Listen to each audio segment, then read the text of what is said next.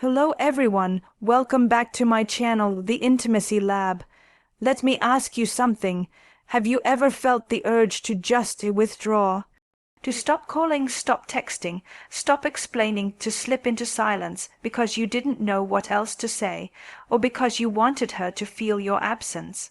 It's such a common dynamic, yet we rarely explore what happens on the other side of that silence. You see, silence can feel like power. It can feel like control, like holding the steering wheel when everything else is spinning out of control. And maybe you thought she would chase you, maybe you hoped she would miss you, wonder about you, ache for you.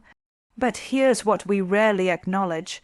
When you go silent, she feels something far deeper than curiosity or longing.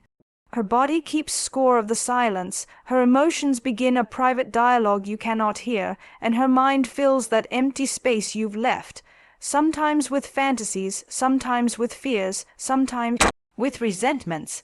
This silence becomes a mirror reflecting not just who you are, but what she believes about herself. So today we're going to gently step into this invisible space. We're going to talk honestly about what women feel when you disappear emotionally, psychologically, viscerally. And if you listen closely, you may realize that the silence you thought was a strategy, she is speaking far louder than any words ever could. You know, so many men come to me with this very human question: why does she act that way when I go quiet? They don't always say it aloud, but I can feel it in their body language, in their confusion, in their frustration. They describe moments when they retreat. Maybe after an argument, maybe because they need space, or maybe because they're unsure what they're feeling. And they imagine that by going silent, they're creating an opportunity for her to reflect, to realize what she's missing, to understand their value, or even to apologize first. But what is happening inside her during your silence is not always what you imagine. Let me take you into a scene that may feel familiar. You pull back. Your text replies shrink from long paragraphs to single words, then nothing at all. The phone that once buzzed with excitement grows still. At first she notices, but she gives you space, wondering if maybe you're just busy. After all, she wants to respect your autonomy. But as the hours stretch into days, her internal dialogue begins to shift. Silence, for her, becomes less about giving space and more about questioning her worth. Women, in general, are deeply attuned to emotional presence. From a young age, many are conditioned to attune to subtle shifts in mood, tone, and availability, so your silence doesn't just feel like a pause, it can feel like a verdict. She begins to wonder, did I say something wrong? Did I push him away? Is he testing me? Does he even care anymore? The silence triggers stories, some rooted in her past experiences, some influenced by fears she may not even fully understand herself. And here's the paradox.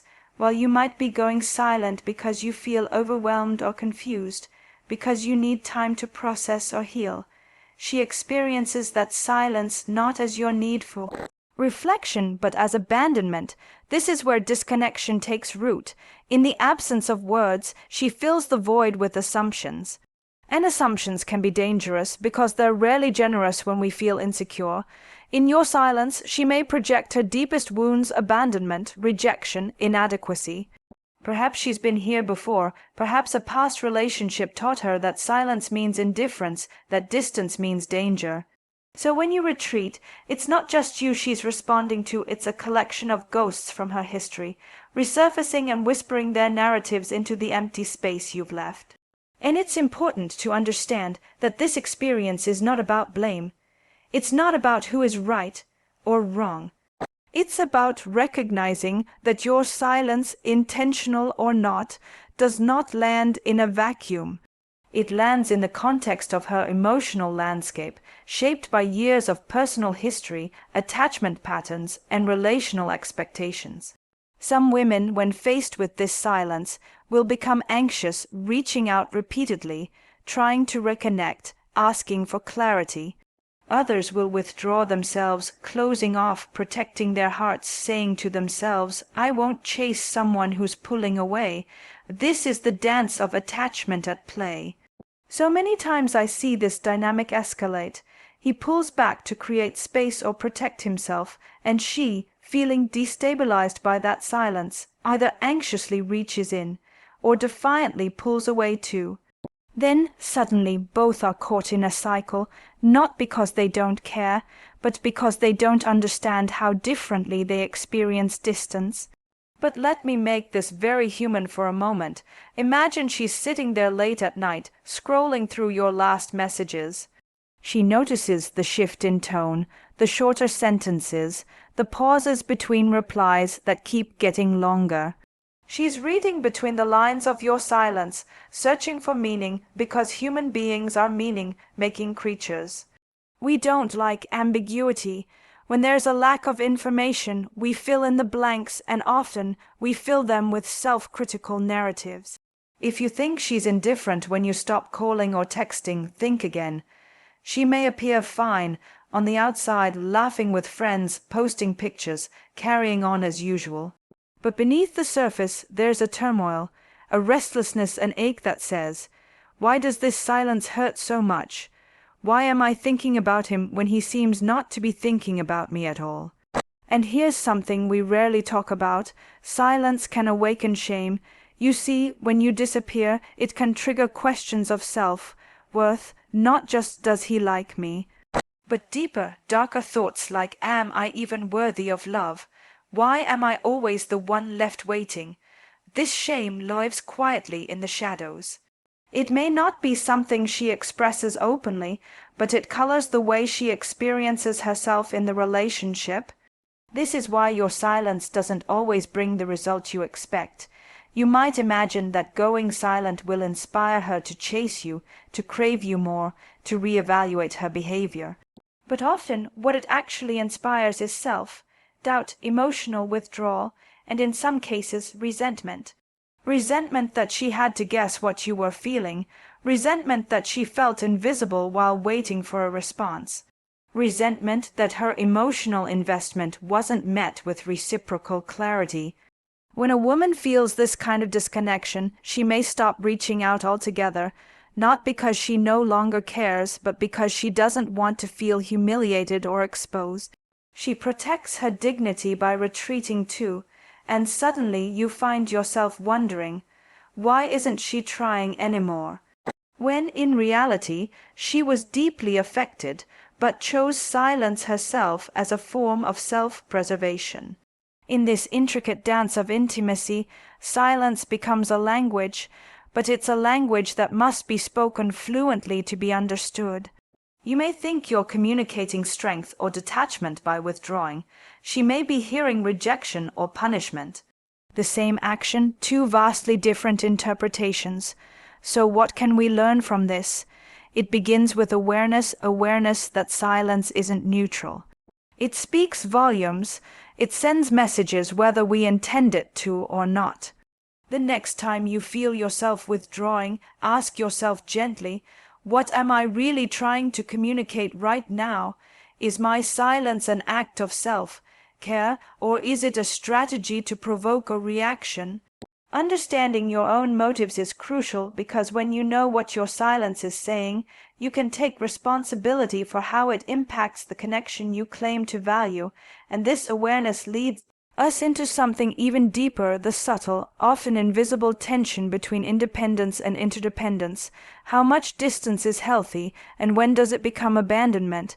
How much silence is space, and when does it become punishment? And as we gently stay with this question of independence and interdependence, I want you to reflect on something deeper still. When you go silent, it isn't just about what she feels about you, it's also about what she begins to feel about herself. Because in love and intimacy, we are constantly engaged in a kind of mirroring.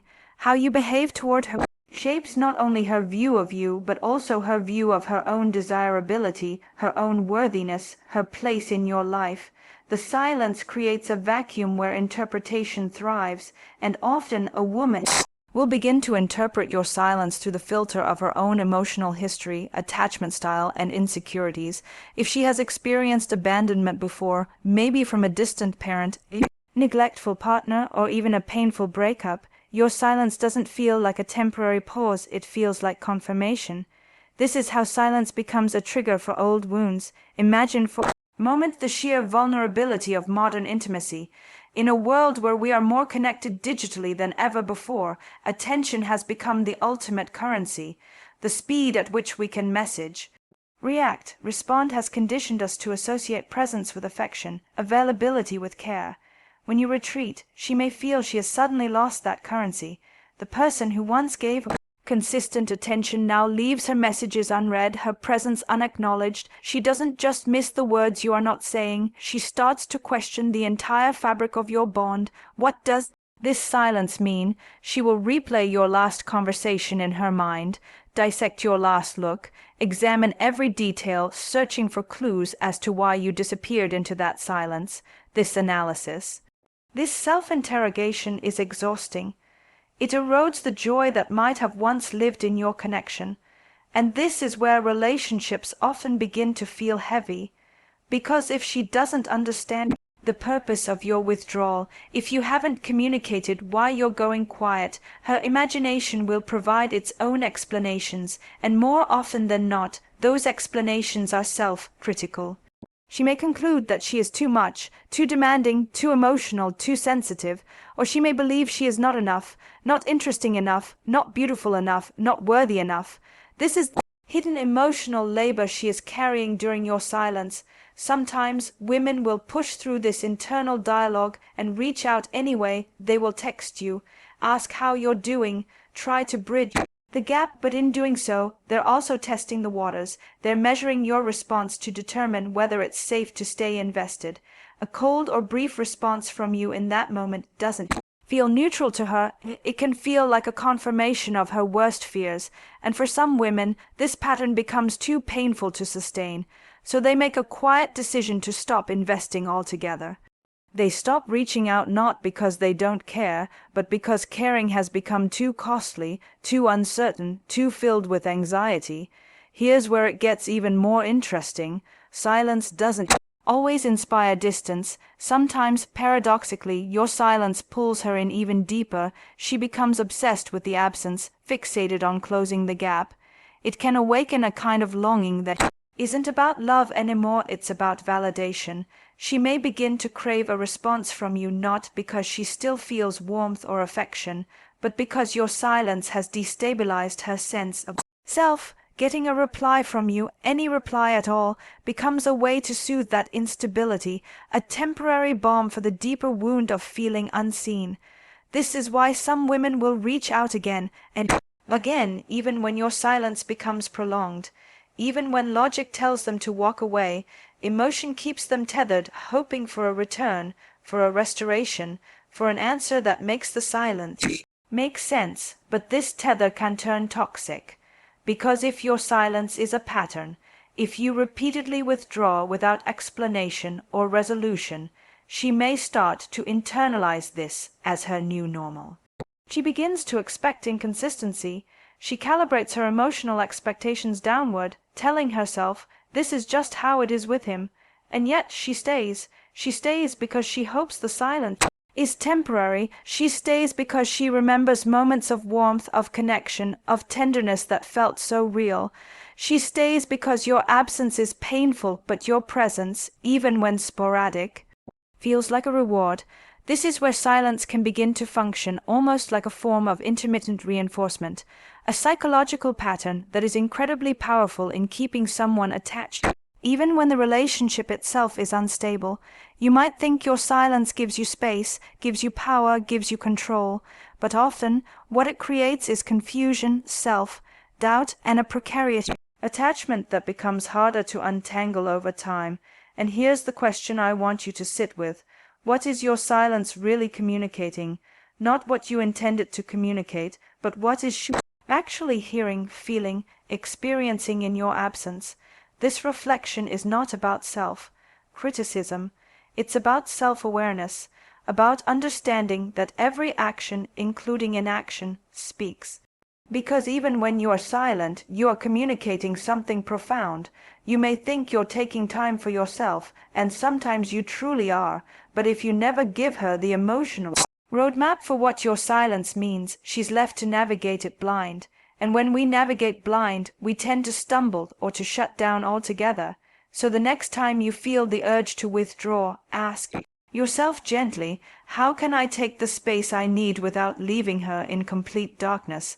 How can I honor my need for distance while also respecting her need for clarity?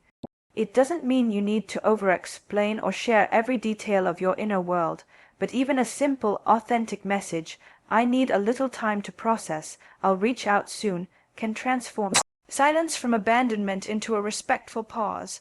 When we begin to see silence not as absence but as a form of communication itself, we unlock the potential for deeper intimacy, even in those moments when we need space. Silence can be sacred, it can be spacious, but when unexplained, it can also be suffocating for the person who is left in it. And as we continue sitting with this theme, I want you to consider something subtle but essential. Silence, especially in a romantic context, is never neutral. It is imbued with meaning, shaped by history, not just her personal history, but your shared history too. By now, you might already be realizing that when you go silent, you aren't simply stepping away from communication, you're stepping into a space where meaning is assigned in your absence, and the story she tells herself in that space is what determines how she will feel, behave, and even view the relationship itself.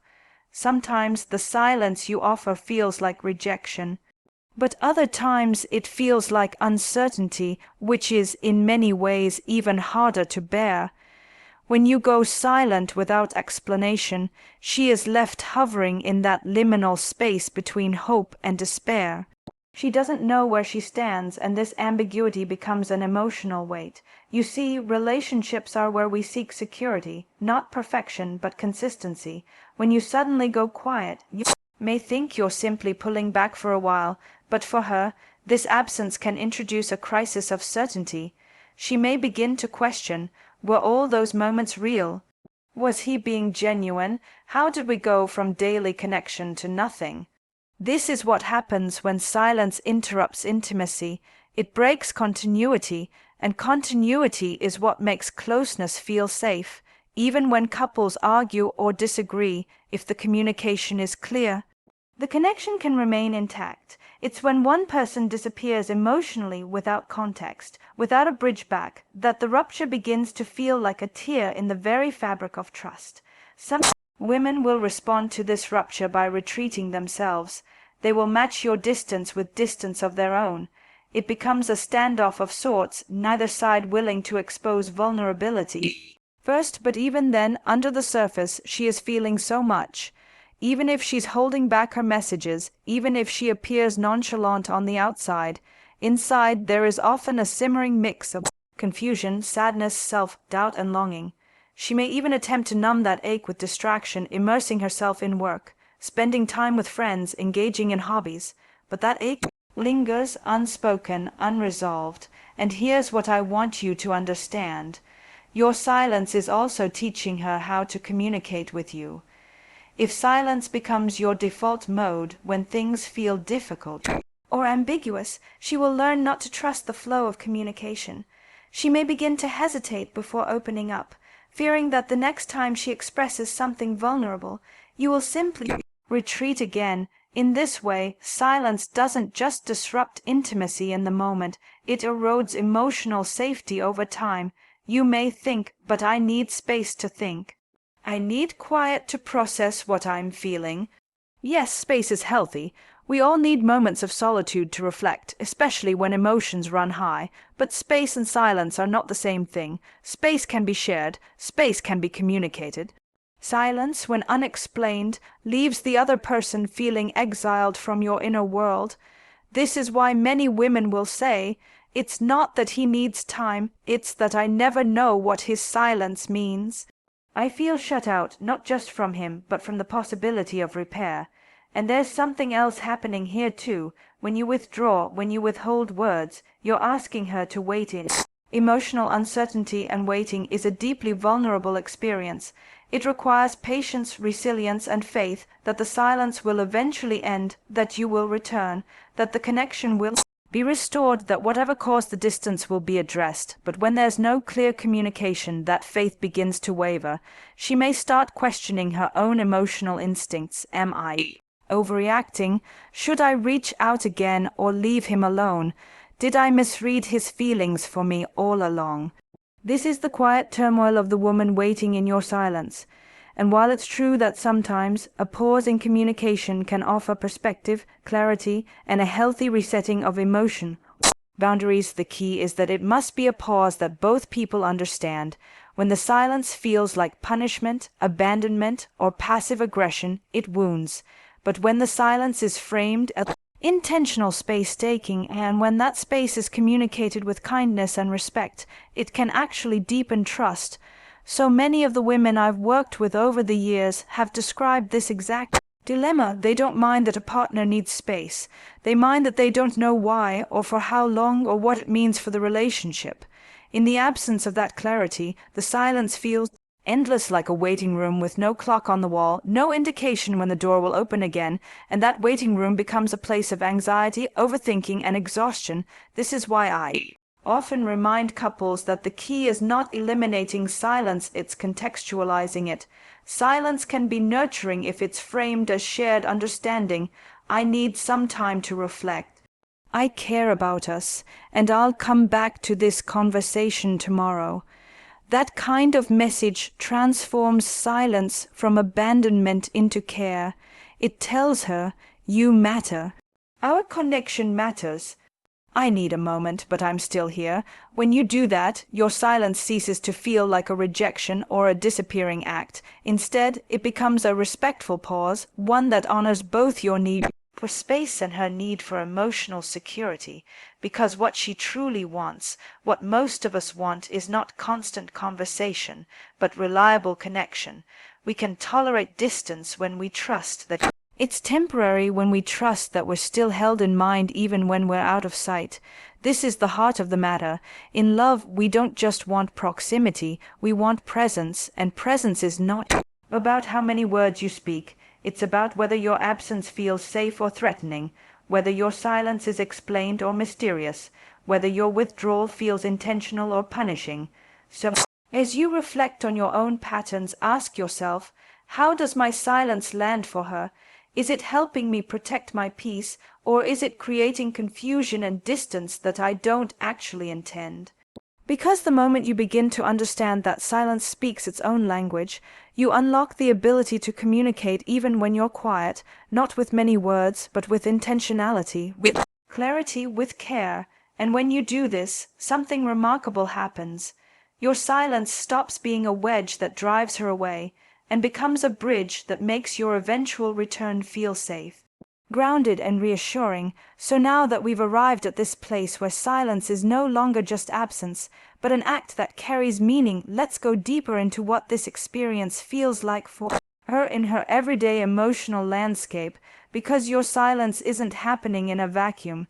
It touches her whole world, not just her relationship with you, but how she shows up in other areas of her life. You may think that when you go silent, she simply moves on with her day, that she's resilient, busy, distracted.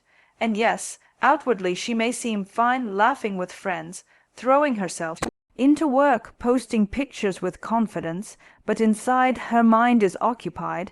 She's preoccupied by a conversation that is still happening even though you've left it unfinished. That is the thing about silence. It leaves questions open-ended. It keeps the dialogue alive but frozen. It turns ordinary moments into a guessing game, where every memory she has of you becomes a puzzle piece she's trying to rearrange so it makes sense. She may go to bed at night replaying your last interaction, wondering if she misread a gesture, a tone, a glance. She may wake up wondering if today will be the day you break the silence, or if this is simply the new reality. This emotional labor is invisible but exhausting. Even in her most confident moments, silence has the power to destabilize, because it interrupts the flow of connection. When connection is strong and consistent, it becomes like a rhythm, a pulse. Your presence creates a feeling of emotional safety. She knows where she stands, but silence breaks that rhythm. It creates syncopation where there was once harmony. The pauses between your words feel longer, heavier, and then there are no words at all. And in this space she begins to question not only your feelings but her own instincts. She may start to wonder, am I too sensitive? Am I imagining this? Should I have been more patient, more understanding? This internal dialogue can erode her trust in herself. It's not just that she misses you, it's that she begins to mistrust her own perception of intimacy, of connection, of closeness. And this is the deeper impact of unexplained silence. It doesn't just disconnect you from her, it can disconnect her from herself. You may not intend for this to happen. You may simply need time. You may feel that pulling away is the only way you can find clarity. But without some kind of communication, that distance becomes a space where she has no choice but to interpret, and interpretation is often colored by past wounds, insecurities, and fears.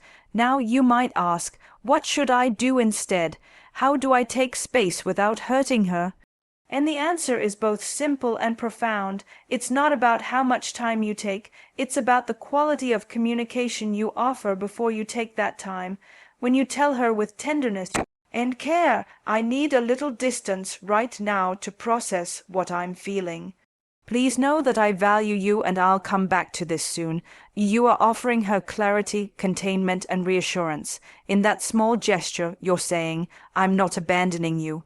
I'm stepping back for a moment, but I see you. I honor this connection even as I pause. This kind of intentional communication prevents your silence from feeling like rejection. It transforms space into something sacred, something mutually understood, and this matters because we all need space at times. It's part of being human, part of being in a healthy relationship, but space that is shared and explained feels entirely different than silence that is cold, unexplained, or abrupt. When you offer context for your absence, she can hold that absence gently. She can trust that even though you are not present right now, she is still cared for, still thought of, still respected. This gives her emotional ground to stand on. It keeps her rooted in her own sense of worth, rather than spiraling into doubt or anxiety. And here's something else to reflect on. Silence can sometimes feel manipulative, even when that's not your intention. If you go quiet as a way to punish, to provoke a reaction, or to gain control, she will sense that dynamic, and it can create resentment that is hard to repair later. Even if she doesn't say it aloud, she will feel it, the imbalance, the power play, the cold withdrawal. This is why self-awareness is so crucial. Before you withdraw into silence, ask yourself with honesty, am I pulling back because I need to heal, reflect, or find clarity? Or am I pulling back to make her feel insecure, to get her to chase me, to test her loyalty? That distinction makes all the difference, because when silence is used as a weapon, it wounds, but when silence is used consciously as a pause, as a moment of reflection, and when it's communicated with care, it creates space for growth, for clarity, for healing. And this is what healthy intimacy requires, not constant contact, but constant respect. Even in moments of distance, you can honor the bond. Even when you need space, you can affirm the connection. When you do this, your silence no longer feels like absence. It becomes a form of presence, a quiet, thoughtful presence that says, I am still here even while I am away. This is the subtle art of emotional availability. It's not about always being physically present or always having the perfect words. It's about creating an atmosphere where even your pauses feel intentional, respectful, and safe. And in doing so, you give her something invaluable, the freedom to trust not just your words when you speak, but your silences when you don't, because ultimately what she feels when you go silent depends not just on the absence itself, but on what that absence means in the context of your relationship. Is it a confusing void that leaves her adrift, or is it a clear, contained space that honors both your autonomy and her emotional security? That is the difference between silence that wounds and silence that heals. And now, as we move toward the end of this reflection together, I want you to truly feel the weight and gift of understanding what your silence can mean, not just for her, but for emotional culture of your relationship. At its best, a relationship is not just a connection between two individuals, it is an atmosphere, an emotional environment that is shaped, nurtured, and sustained by both people through words, gestures, looks, silences, and presence. When you go silent, you're contributing to that atmosphere intentionally or unintentionally, and that atmosphere either becomes one of emotional safety or one of uncertainty, and she will feel it, because women, many of them especially attuned to relational cues, don't simply listen to what you say, they listen to what you don't say. They feel into the pauses, the delays, the empty spaces where words or gestures used to be. Your silence in that way can speak louder than your loudest declaration, and what I want you to realize is this: when your silence is paired with emotional ambiguity, when she doesn't know if you're stepping back to care for yourself or withdrawing because you've checked out, it creates emotional turbulence. She will feel the rug pulled out from under her emotional footing.